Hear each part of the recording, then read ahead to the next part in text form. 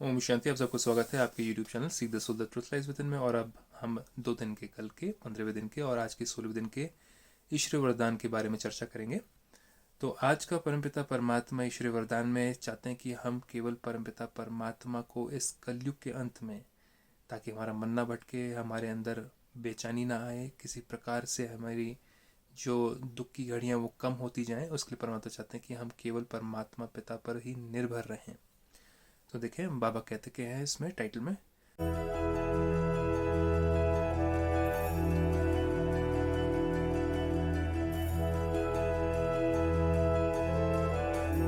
बाबा कहते हैं एक बाप की याद द्वारा एक रस स्थिति का अनुभव करने वाले, एक परमात्मा की याद द्वारा एक रस स्थिति का अनुभव करने वाले सार स्वरूप भव। सारे संसार में, क्योंकि कलयुग कहा जाता है इस दुनिया को, तो सारे संसार की आत्माओं का मन और बुद्धि एक रस नहीं है।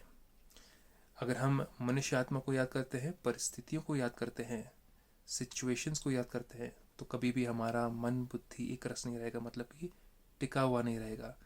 लेकिन परमपिता परमात्मा को याद करते हैं अगर हम, और उनसे शक्ति लेते हैं, शांति की, प्रेम की, सुख की, आनंद की, तो जाकर के हम जो हमारी जो सिचुएशंस है, परिस्थितियाँ आई हैं, उनको भी हम सॉल्व कर सकते हैं।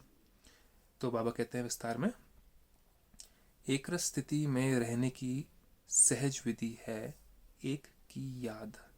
एक बाबा दूसरा ना कोई, बाबा मतलब गॉड फादर या परम पिता परमात्मा, और दूसरा ना कोई मतलब कि किसी और पर निर्भर नहीं। जैसे बीज में सब कुछ समाया हुआ होता है, एक बीज के अंदर सारी स्टोरी होती है, सारे पेड़ की, कितना बड़ा होगा, कितने फल फ्रूट आएंगे, कितने साल तक वो पेड़ बड़ा रहेगा, कितने सालों तक फल फ्रूट आएंगे, सारा उसके अंदर विस्तार होता है। फिर बाबा कहते हैं जैसे बीज में सब कुछ समाया हुआ होता है, ऐसे बाप भी बीज है।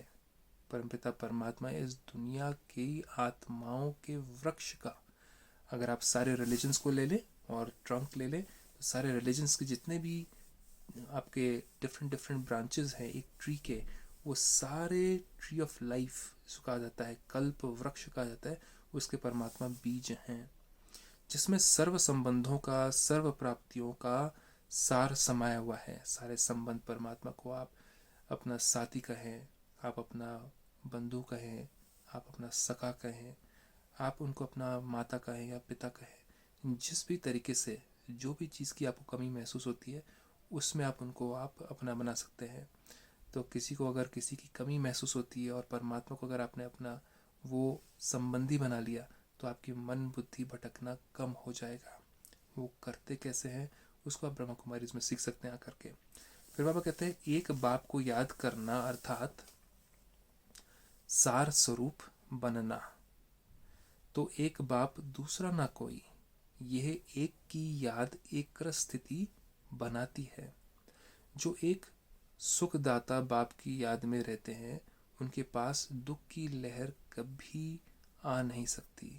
तो जहाँ परमपिता परमात्मा याद है, उनकी शक्तियाँ हमारे साथ हैं, उनके गुण हमारे साथ हैं, तो हमारे मन बुद्धि में कभी व्यर्थ संकल्प नहीं चलेंगे, हाय हाय के संकल्प नहीं चलेंगे, ये क्यों, ये कैसे, ये संकल्प नहीं चलेंगे।